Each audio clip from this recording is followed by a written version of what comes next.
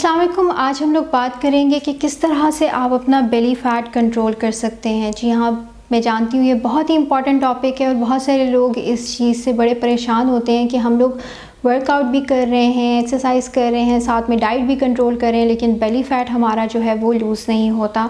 Overall आप body से कहीं ना कहीं से वेट लूज़ कर रहे होते हैं, लेकिन बेली फ़ैट जो है सबसे ज़्यादा स्टबर्न फ़ैट कहा जाता है, जो कि लूज़ इतनी आसानी से नहीं होता। तो इसको आप किस तरह से कंट्रोल कर सकते हैं, आज हम इस बारे में बात करेंगे। मेरा नाम है सारा फारूकी और मैं एक क्लिनिकल एंड स्पोर्ट्स न्यूट्रिशनिस्ट हूँ और इस वक्त मैं शेप्स में जो है काम कर रही हूँ। अगर आपको अपॉइंटमेंट चाहिए तो आप मुझसे कंसल्ट कर सकते हैं। तो getting back to the topic कि बेली फ़ैट आप किस तरह से कंट्रोल कर सकते हैं। डाइट के बारे में आपको इतना कुछ तो पता है कि आपने अपना डेली बेसिस पे carbs, proteins, fats, minerals, vitamins का इंटेक करना होता है। लेकिन क्या आप ये जानते हैं कि कई दफ़ा न्यूट्रिशनल डेफिशिएंसीज़ की वजह से भी हमारा फ़ैट इतना स्टबर्न होता है कि आप लूज़ नहीं कर पाते हैं। जब बॉडी के अंदर न्यूट्रिशनल डेफिशिएंसीज़ होना शुरू होती हैं तो उससे हार्मोनल इम्बैलेंसेस स्टार्ट हो जाते हैं। जब हार्मोनल इम्बैलेंस स्टार्ट होता है तो ऑटोमेटिकली आपकी बॉडी बहुत सारे एरिया से वेट गेन करना शुरू हो जाती है, जो आप नहीं चाहते कि वहाँ से वेट गेन हो, और वेट गेन शुरू हो जाता है। कई लोग थाइस पे, हिप्स पे और पेट के अराउंड जो है वेट गेन स्टार्ट कर देते हैं और वहाँ से लूज़ करना सबसे ज़्यादा मुश्किल होता है। जब भी आप अपना वेट लॉस का प्लान स्टार्ट करें और आप चाहते हैं कि आप प्रॉपर तरीके से वेट लॉस करें, तो आप उसकी तरफ प्रॉपर्ली डेडिकेटेड रहा करें। मैंने ये चीज़ बहुत दफ़ा देखी है कि लोग 1 मंथ 2 मंथ्स करके हार जाते हैं, थक जाते हैं और उनसे नहीं मज़ीद हो रहा होता कि भाई हमारा बेली फ़ैट तो लूज़ हो नहीं रहा, तो हम क्यों एक्सरसाइज करें। ऐसा नहीं होता। कांस्टेंट वर्कआउट करने से आपकी बॉडी आहिस्ता आहिस्ता जो है वो फ़ैट को लूज़ करना शुरू कर देती है और डिफरेंट पार्ट से लूज़ करती है। हमेशा याद रखें कि टारगेट रिडक्शन नहीं हो सकती। ऐसा नहीं हो सकता कि आप जो है डायरेक्टली चाहें कि भी बेली से ही लूज़ हो या फिर लेग से लूज़ हो या हिप से लूज़ हो, ऐसा नहीं हो सकता।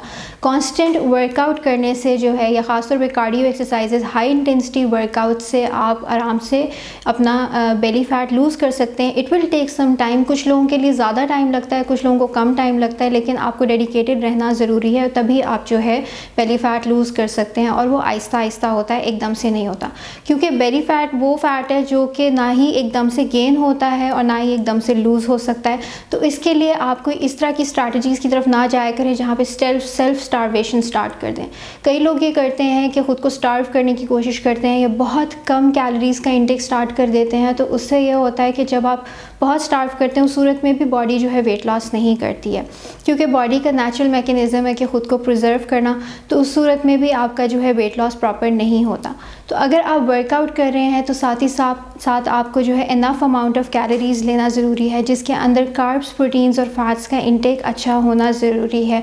यानी उसमें 3 मील्स आपके इंपॉर्टेंट हैं, यानी नाश्ता, दोपहर का खाना, रात का खाना आपका प्रॉपर होना चाहिए।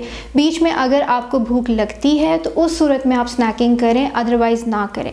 बीच में कभी कभी अगर आपको भूख लग रही है तो आप कोई एक आध फ्रूट का इंटेक कर सकते हैं, नट्स का इस्तेमाल कर सकते हैं। इस तरह की चीज़ों का जिनके अंदर कैलोरीज़ कम हो, आप उनका यूज़ कर सकते हैं। यहाँ तक कि सिंपल वेजिटेबल्स का भी इस्तेमाल कर सकते हैं। वो आप चाहे तो रायते के साथ या योगर्ट के साथ जो है आप वो यूज़ करें, आप उस तरह से भी उसको खा सकते हैं। उससे ये होता है कि क्योंकि उनके अंदर कैलोरीज़ कम होती हैं तो आपका वो वेट नहीं इंक्रीज़ करा सकता है। हमेशा याद रखें, फ्रूट्स एंड वेजिटेबल्स में सबसे कम कैलोरीज़ होती हैं और उनसे इतनी जल्दी जो है वेट गेन नहीं होता। ख़ासतौर पर जो नॉन स्टार्ची जो आपके वेजिटेबल्स हैं उससे आपका वेट जो है इंक्रीज़ नहीं होता। इस तरह के तमाम फूड्स अवॉइड करें जिससे आपका वेट गेन होता हो। जैसे कि हम बाहर का अगर बहुत ज़्यादा आप खा रहे हैं या जंक फूड, फास्ट फूड का इंटेक कर रहे हैं, तो वो सबसे ज़्यादा कंट्रोल करें। और ये बात आप हर जगह सुनते होंगे कि जंक फूड और फास्ट फूड का इंटेक करने से आपका वेट इंक्रीज़ होता है और ख़ासतौर पे बेली फ़ैट बहुत जल्दी इंक्रीज़ होता है, तो वो कंट्रोल करना ज़रूरी है। तो उनका इंटेक अगर आपने कभी कभी करना भी है तो वंस इन अ वाइल करने में कोई इशू नहीं है, वो टोटली अलाउड है। अगर आप करना चाहते हैं, फैमिली के साथ आपकी कोई गैदरिंग है, तब भी आप पोर्शन कंट्रोल करके इन चीज़ों का इस्तेमाल करें। Portion control is the main की, जिससे आप जो है आराम से वेट लूज़ कर सकते हैं और बेली फ़ैट जो है आप अपना लूज़ कर सकते हैं। और इसमें कुछ इंपॉर्टेंट चीज़ें मैं आपको बताऊंगी। वो ये है कि जैसे कई लोग कहते हैं कि भाई दूध का इस्तेमाल ना करें क्योंकि उससे वेट गेन होता है, उसमें कैलोरीज ज़्यादा होती हैं। ऐसा कुछ भी नहीं है। आप लो फैट मिल्क का इस्तेमाल कर सकते हैं, स्किम मिल्क का इस्तेमाल कर सकते हैं, लो फैट योगर्ट का इस्तेमाल कर सकते हैं। अपनी जो रिक्वायरमेंट है वो पूरी रखें, न्यूट्रिशनल रिक्वायरमेंट पूरी होना ज़रूरी है, तभी जाके आपकी बॉडी प्रॉपरली वेट लॉस कर सकेगी। एट द सेम टाइम जो पोटेशियम रिच फूड्स होते हैं they also help in weight loss. जी हाँ, क्योंकि पोटेशियम रिच फूड्स जो है वो आपका मेटाबॉलिज्म इंक्रीज़ करते हैं, और जब मेटाबॉलिज्म इंक्रीज़ होता है तो ऑटोमेटिकली आपका वेट लॉस होना शुरू हो जाता है, तो बेली फैट भी आपका कम हो जाएगा। वो डिफरेंट वेजिटेबल्स एंड फ्रूट्स के अंदर मौजूद है, नट्स के अंदर मौजूद है, तो आप उसका लाजमी टेक करें। उसके अलावा क्रोमियम रिच फूड्स के बारे में भी है और इस पर रिसर्च भी है कि क्योंकि ये आपकी इंसुलिन सेंसिटिविटी को जो है बेहतर बनाता है, तो एट द सेम टाइम ये आपके बेली फैट को भी कम करने में हेल्प करता है। तो ये भी आपको डिफरेंट फ्रूट्स एंड वेजिटेबल्स और सीड्स के अंदर जो है ये मिलता है, तो क्रोमियम रिच फूड्स का भी आपको इंटेक करना चाहिए। क्रोमियम रिच फूड्स के बारे में ये भी है कि अगर आप उनका इंटेक करते हैं तो आपका फ़ैट मास भी नीचे आता है, यानी फ़ैट मास नीचे आ रहा है और eight the same time lean muscle mass जो है आप वो गेन करते हैं, तो उस तरह हेल्प आउट करता है कि आप जो है जल्दी वेट लॉस कर सकते हैं। दूसरी तरफ enough sleep is also needed. अगर आप प्रॉपर स्लीप नहीं ले रहे हैं और आपकी नींद बहुत ज़्यादा इम्प्रॉपर है तो बहुत जल्दी आपका वेट गेन होना शुरू हो जाएगा। बहुत सारे लोग हैं जिनको इंसोम्निया का केस होता है, इंसोम्निया बहुत ज़्यादा जो है लोगों में देखा जाता है, तो इसकी वजह से भी लोग जल्दी वेट गेन करना शुरू हो जाते हैं। हमेशा याद रखें, ये बात मैं बहुत दफ़ा कर चुकी हूँ पहले भी, कि डील विद द कॉज। जो भी आपका इशू है पहले उस इशू से पहले डील करें, उसके बाद फिर जाके आप जो भी गोल अचीव करना चाहते हैं वो करें। अगर आप डायरेक्टली सिम्टम्स को ट्रीट करेंगे तो वो सिर्फ उससे आपको टेम्परेरी फ़ायदा होगा और बाद में फिर वही चीज़ जो है वो वापस आपको तंग करना शुरू हो जाएगी। इसलिए ज़रूरी है कि जो भी कॉज है उस इशू का, उससे पहले डील करें।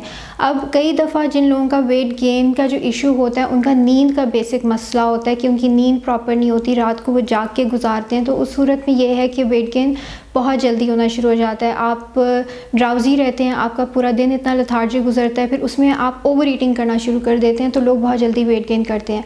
और ख़ास तौर पे जो रात के टाइम आपके जो हार्मोन्स हैं उनकी जो रेगुलेशन है वो अगर प्रॉपर डीप स्लीप हो तो उसमें वो प्रॉपर होती है, अगर डीप स्लीप नहीं है तो वो प्रॉपर नहीं होती है। उस सूरत में भी जो है आपका जो वेट गेन है वो ज़्यादा तेज़ी से होना शुरू हो जाता है।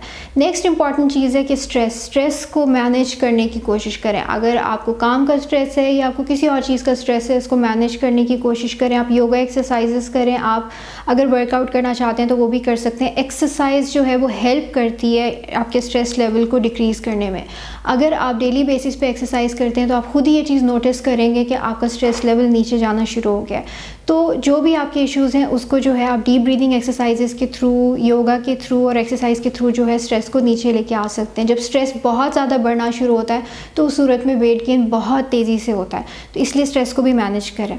एक्सरसाइजेस की जहाँ बात आती है तो कोशिश करें कि जितना आपका स्टैमिना है उतनी आप एक्सरसाइज करें, बहुत ज़्यादा ओवरडू ना करें। बहुत सारे लोग ओवर ट्रेनिंग करना शुरू कर देते हैं। ओवर ट्रेनिंग से भी आपका वेट लॉस इतनी आसानी से नहीं होता। कोशिश करें कि जितना आपका स्टैमिना है, अगर लो स्टैमिना है तो आप जो है लो इंटेंसिटी वर्कआउट से स्टार्ट कर सकते हैं और Aahista Aahista high intensity workout की तरफ जाएं, ताकि आपका जो है बेली फैट वो जो है वो जल्दी से जल्दी कम हो जाए। और एट द सेम टाइम आपने ये भी ध्यान रखना है कि आपको कोई और हार्मोनल इश्यूज़ ना हो रहे हो। अगर आपको हार्मोनल इश्यूज़ हैं और लेडीज़ में अगर मेंस्ट्रुअल साइकिल बहुत ज़्यादा डिस्टर्ब है तो उस सूरत में भी वेट गेन बहुत तेज़ी से होता है। तो हार्मोनल इश्यूज़ को पहले डील करें, उनके लिए जो प्रॉपर डॉक्टर्स हैं उनको आप विज़िट करें और उसको मैनेज करने की कोशिश करें विद मेडिसिन एंड डाइट, और उसके बाद फिर आप जो है अपना वेट लॉस कर सकते हैं। याद रखें, अगर आपके ऑलरेडी बहुत सारे हेल्थ इश्यूज़ चल रहे हैं और उस सूरत में आप कोशिश कर रहे हैं वेट लॉस करना, मे बी टेम्परेरी तौर पे आप कुछ थोड़ा बहुत लूज़ कर भी लेंगे लेकिन बाद में उतनी ही जल्दी वो वेट वापस आ जाएगा। तो हमेशा कोशिश करें कि जो भी आपके हेल्थ इश्यूज़ हैं पहले उनसे डील करें, उसके बाद फिर आपका जो गोल है वो आप उससे अचीव कर सकते हैं। आई होप आज की वीडियो से आपको बहुत फ़ायदा हुआ होगा। अपना बहुत सारा ख्याल रखिए। अल्लाह हाफ़िज़।